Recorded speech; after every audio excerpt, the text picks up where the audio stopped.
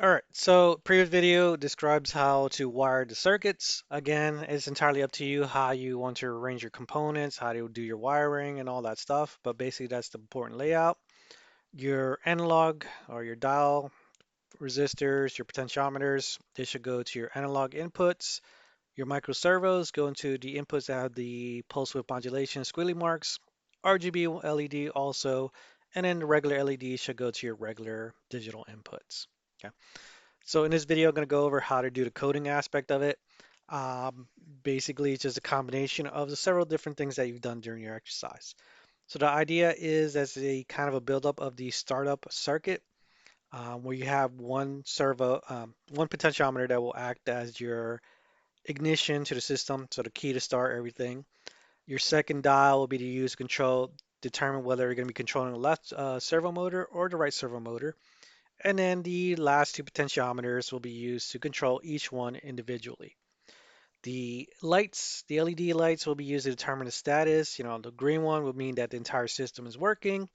Blue will mean that servo number one is working, and then red will be servo number two working.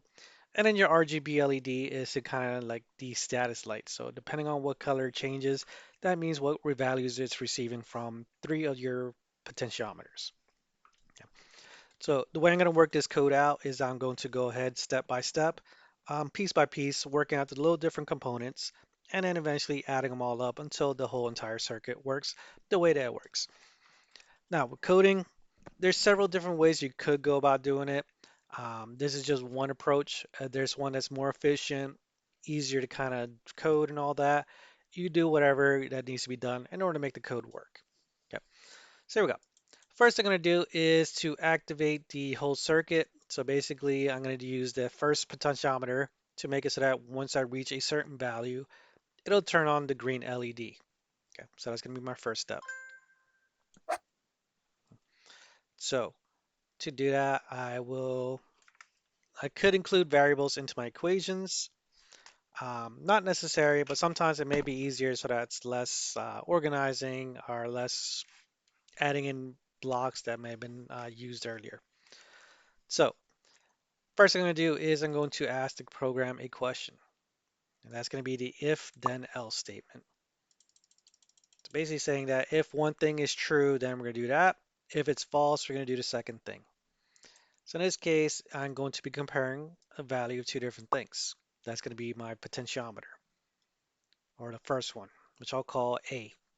So let's go ahead and create the variables. So I'll call this one dial A. I'll create another one called dial B, dial C, and dial D. Okay. So I'm going to ask it if the value of my dial reaches a certain number. So if you remember from the previous tutorial videos, the potentiometer goes from 0 to 1023. So I kind of either want some value between that that's going to determine the threshold or where it needs to reach in order to turn the system on. So you could put it halfway, you could put it a quarter of the way, three-quarters of the way, it doesn't really matter. But that's basically that number we put in the second category. That's going to be what determines whether it's true or false. So I'll go ahead and just pick something like 500, somewhere around the halfway point. So I'm going to say if my dial is greater than 500, then I'll tell it to turn on my green LED. So I'm going to go to input. I'm going to say set pin 0 to high because again it's either on or off, nothing in between. And that's going to be pin number 8. Okay. If that is not true, then I'll tell it to turn off. So right there, set that to low. And as always, you always want to put in a wait command in between every little thing that we do, just to give time for the program to process everything. Otherwise, it's going to cause the program to crash. Okay, so that's going to be the first part of the code. So I'm going to start my simulation, and it's telling me something was wrong. Okay, so in this case, the code is I forgot to set up what the value of dial A was. So I told it dial A, but I haven't really told it what that means.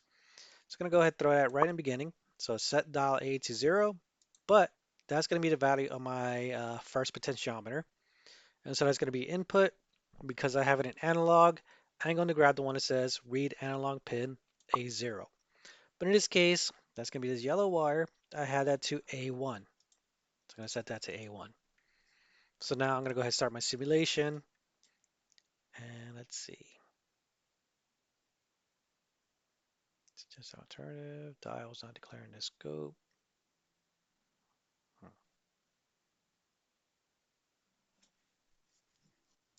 So it might also be that with the typing, there's a spacing in there. So maybe it's just that it doesn't recognize that. So I'm going to do is just going to rename them just to A, B, C, and D and see if that fixes the issue.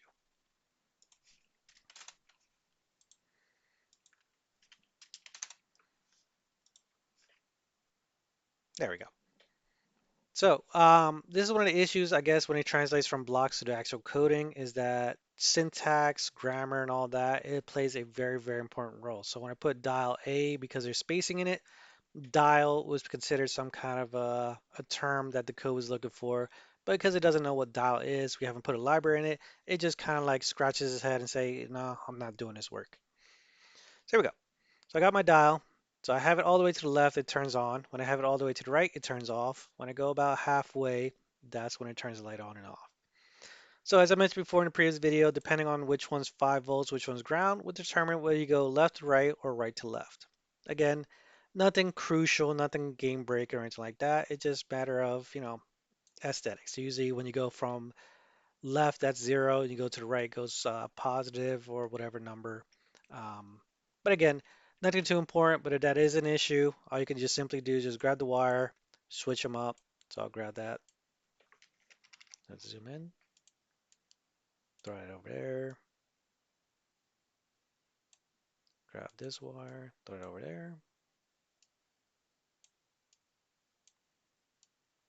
and done. So now I kind of reversed it. So now left is 0, right is positive. Okay, so that's the first step. So that means this is the ignition, my car turns on, I am ready to go ahead to the next step.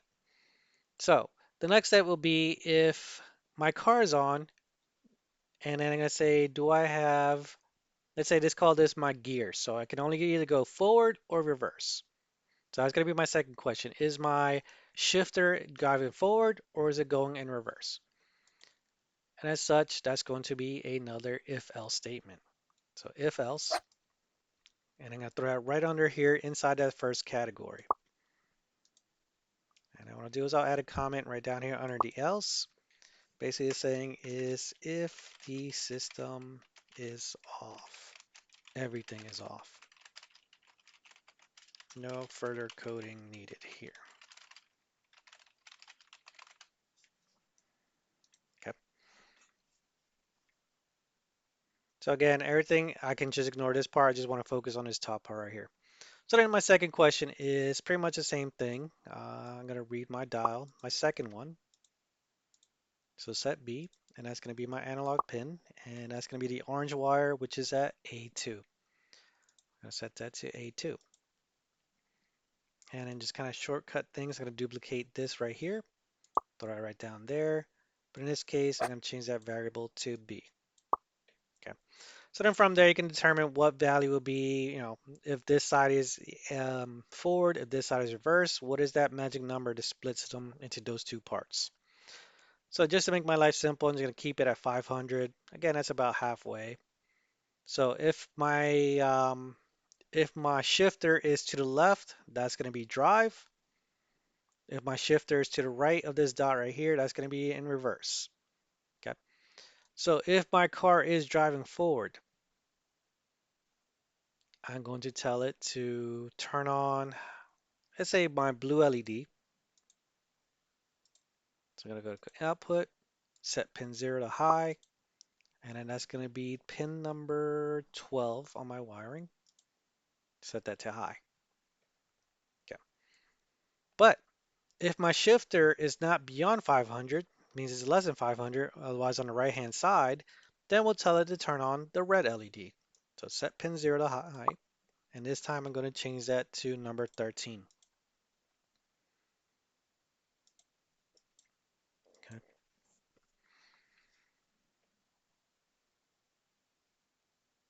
Next, what I got to do is I got to make it so that basically this program is going to be asking this question a whole bunch of times. I had to make it so that if a statement is true, I had to deny the other one. So to do that, I'm going to go throw in the blocks under it. So this is 13. I'll put 12 on this one, and I'm going to set those to low. So that's forcing the other one to be off and one to be on. Okay. So now let me go ahead and test out my code, make sure that works. So here's my system. Right now it's off. I'm going to turn it on. Here we go. So when my dial's to the left, again, the value's over 500, my LED blue one turns red, turns on. Red one is off. If I go to the right, the red one turns on, blue one is off. So that's working fine.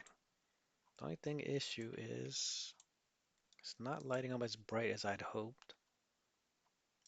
Or maybe it is. Either way, that's fine. Again, that's just minor stuff, nothing important, nothing vital. So that's working fine. So again, blue means that I'm going forward, red means I'm going reverse. If that's true, then I'm going to detect each one will control one of the different servo motors to make it behave differently.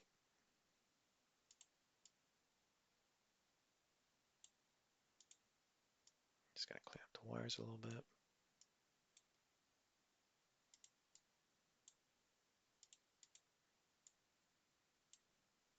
All right, so that's fine. All right, so let's go ahead and add some codes just to kind of help make things a little bit easier to organize. So here is driving forward. And this one, I'm going to tell it I'm driving reverse. Again, these are just generic terms. They don't really mean anything. It just helps me to understand the code a little bit better. So if I'm driving forward, that means I'm going to be driving using the first servo motor. If I'm driving reverse, I'm going to be using the second servo motor. So to control my servo motors, I'm going to be using an output. And that's going to be the rotate servo. I'll put that right under here. And it's going to ask us what servo we're driving and into what angle. So my first servo motor, I had that on number 6. So I'm going to change it to 6. And then the value that we want to put it at is going to be my third potentiometer. So in this case, the green wire. So if I trace that out, that's going to be A3. So I'm going to go to input, and I'm going to add the other two dials. So that's going to be C and D. Then my inputs, I am going to put it to analog pin A3 and A4.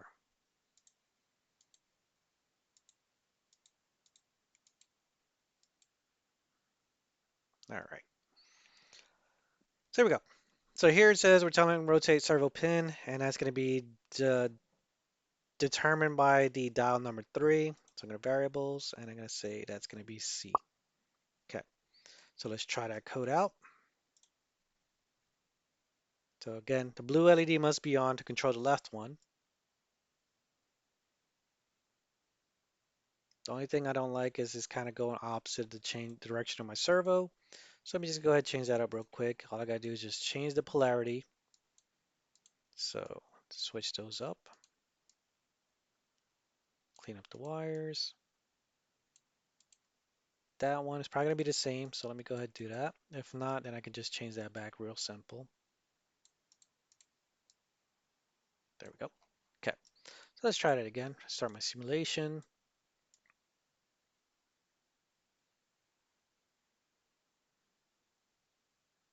As you can see here, my servo's acting kind of weird. It's not moving kind of in sync with my dial. This again has to do with the values that each of them can handle. The potentiometers go from 0 to 1023. Your servo motors go to 0 to 180 degrees. So to kind of shrink that down, or scale it down, I'm going to use the map command, which was the map command. I'm going to tell it map C to range 0 to 100 degrees. So I'm going to go ahead and try that again. There it is. That's at 0. Rotate, rotate. There we go. I think I got my wiring reversed, so let me go ahead and fix that up real quick. There probably is a way that I can code it so that it flips the values, but that would require the use of Boolean algebra, which Gets a little complicated, especially with the digital simulation. A lot of times that can cause a program to get confused and not really know what's going on. Okay, so that's working fine. And let me just go ahead and change the wiring here too.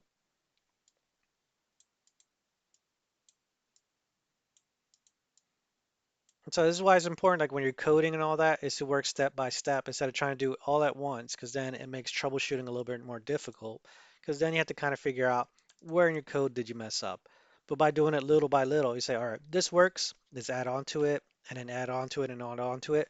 At least then you'll be able to know where the problem started. Okay, so there we go. So to basically make it so that I control the right motor is basically essentially the same thing. So I'm just going to copy this. But instead of the first motor, which is on 6, I'm going to use the second motor, which in this case is on number 5. The other thing is I want this to be controlled by the last potentiometer, which I call D. So I'm going to go ahead and swap those out. And that should make it the way make it work the way I expect. So there we go. So as you can see here, when I change the dial, because I'm still in driving forward mode, the servo motor does not work. So now if I switch gears, so I go forward, I see my light lights up, and now I can't control the left. Oh, what's going on here?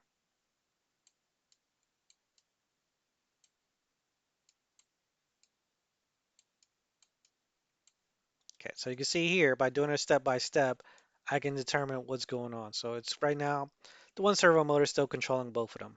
So I have to figure out why that is. So let's see. Ah, there it is. So basically when I go to this dial C and D, it's telling me to read both of them. So I need to change that to A4. That should fix that up. So I change that to go in reverse. Left one is not working, right one is. There we go. Okay.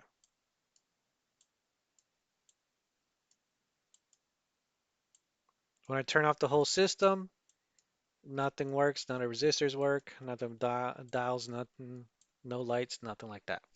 Okay.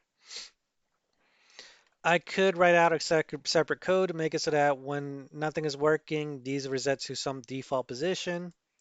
Um, but I think we'll just leave it at that. So the last thing to do now is the RGB LED. So let's see. Again, we got to make sure that we add in a time after every chunk of code. So 0.1 seconds, 0.1 seconds. So again, this is just to prevent from a lot of data overflow causing your program to crash. Okay. It will cause your program, your sensors, your motors, and all that stuff to run a little bit slower. But again, it's better than that than your, Safari or whatever browser you're using to stop working. So there we go. Last thing to do is your RGB LED, and basically what to do is going to use dials B, C, and D to control the colors. And again, that's very, very simple. We want to make it so that it's running every time the program is running, even if all the other stuff's not working. So to do that, I'm going to grab, I don't want to grab the RGB pins LED because again, that just programs one color. Um, so instead I'm going to do is I'm going to grab the one that says set pin 3 to 0. Instead of high, low, it gives us different values. So I'm going to grab one for each of the colors of the LEDs. So that's red, blue, and green. Throw those 3 pins in there. And then I need to see where those are connected at. So that's going to be 11, 10, and 9. So 11, 10, and 9. Again, really doesn't matter which one unless you want one specifically to affect a certain color. All I have to do now is their variables. So it's going to say B, C, and D. And then I'm going to go ahead and run the code, see how that works. So start my simulation.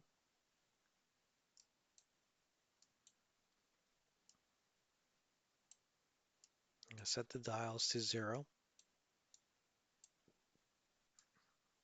So the first one controls green, but the issue is you can see even just a little bit, it turns it full green. Second one turns it's pretty dark blue. So that should be a pure blue, and this is red. And again, this is the same issue that we had with the servo motors, that the values of RGB doesn't go all the way up to 1023. those only go up to 255. So what we gotta do is gotta use the map command. We'll change that to 255, and I'm gonna add those to the pins.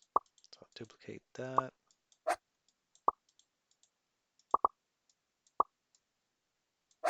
Okay, so 0 to 255, that should fix that issue. Okay, so they're all at 0. If I turn green on to pure green, so that's working fine. Blue, there we go, that looks good. And then red. So now if I start changing the values, kind of do run into an issue of it kind of blinking. You can also see like the motors are kind of stuttering a little bit. And that's probably something with the code that like you'd have to kind of like break it down more specifically. Um, it's actually resetting and asking the questions every single time. So that reset is what probably would cause it to flicker and change values.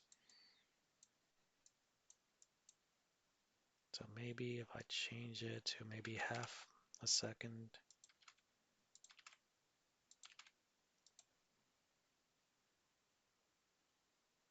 Just flickering a little bit more crazier.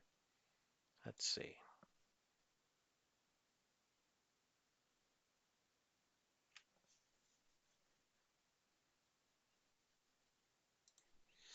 All right, so the code works fine. The only issue is that if you look at your servo motors as well as your RGB LED, you'll see that it flickers. So this is one of the things with digital electronics. When you're receiving signals, it has to be a constant state. A lot of times due to interference and other things such as Ohm's law, Kirchhoff's law, and all that things like that, there's still electricity kind of flowing through those wires. So as a result, you get things like that where you still get some signal variations going on. A lot of times this can be fixed by adding in, your pull up, your pull down resistors, kind of like when we did the push button exercise where we had a resistor, because even though we didn't push the button, it still kind of sends a bit of a signal. This is kind of what's going on. But the idea is that you want your code so that it kind of works like that. So again, if your entire circuit is working, you should be able to control the different components depending on the position of your servos. All right.